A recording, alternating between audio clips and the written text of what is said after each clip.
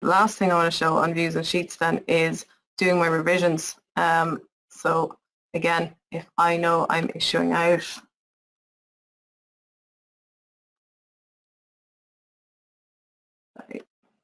if I'm issuing out that whole set of plans, I can simply go into apply revisions on sheets, and I can select my floor plans, and then I can simply go, actually these are all being issued for information, or maybe these ones are being issued for planning. I built in 2 revisions into the project earlier for demo purposes, but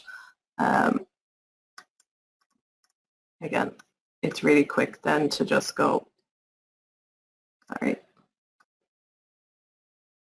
add the revision onto the sheet, and there we go. I've done my 8 drawings there, and my revisions have populated.